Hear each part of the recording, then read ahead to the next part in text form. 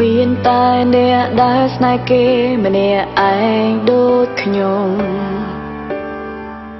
ទើបយល់អារម្មណ៍មួយនេះថាវាពិបាកប៉ុណ្ណា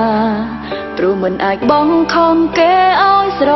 ឡាញ់ហើយធ្វើតាមនៅអ្វីដែលយើងត្រូវការគឺមានតែស្រឡាញ់គេទាំងឈឺផ្សាខូចចិត្តរងទឹកនេត្រាម្នាក់ឯងគេមិនខ្វល់ទេពេលចង់ជួបគេម្ដងពិបាកខ្លាំងណាស់តើតែមានហេតុផលច្បាស់ទើបអាចជួបអាចក្បែរគេព្រោះយើងមិនមែនជាមនុស្សស្រីសំខាន់ដែលគេប្រាថ្នាចង់នៅក្បែរនោះទេគេមិនដែលចាប់អារម្មណ៍នឹងយើងទេតើបន្តស្រឡាញ់គេ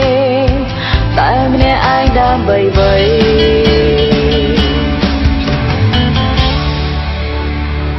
សួរខ្លួនឯងតើ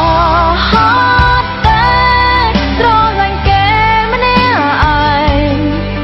ហត់ទេដែលខំហួងហែងគេរៀងរាល់ថ្ងៃហត់ទេដែលប្រឹងធ្វើល្អប៉ុន្តែគ្មានន័យព្រោះថើមនោះស្រីដែលនៅក្នុងបេះដូងគេមិនមែនជាយើងឡើ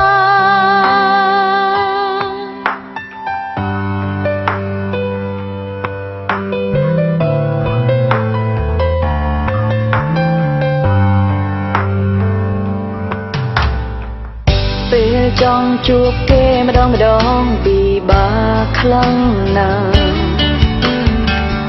តើតែមានហេតុផលច្បាស់ទើបអាចជួបអាចក្បែរគេព្រោះយើងមិនមែនជាមនុស្សស្រីសំខាន់ដែលគេប្រាថ្នាចង់នៅក្បែរនោះទេគេមិនដែលចាប់អារម្មណ៍នឹងយើងទេតើបន្តស្រឡាញ់គេតែម្នាក់ឯងដើម្បីអ្វី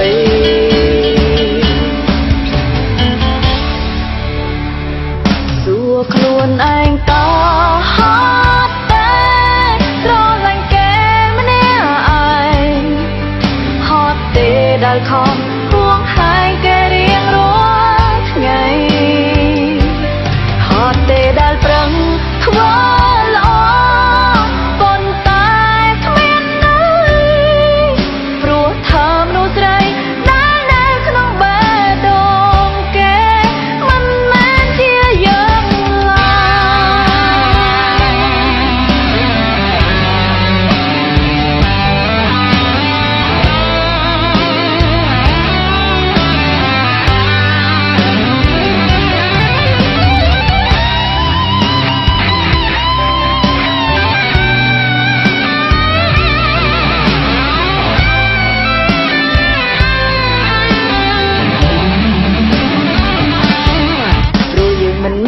ជាមនុស្សស្រីសំខាន់ដែលគេប្រាថ្នាចង់នៅក្បែរនោះទេ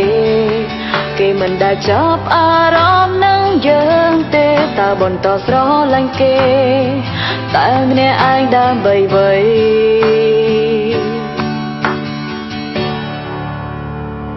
សួរខ្លួនឯងតើ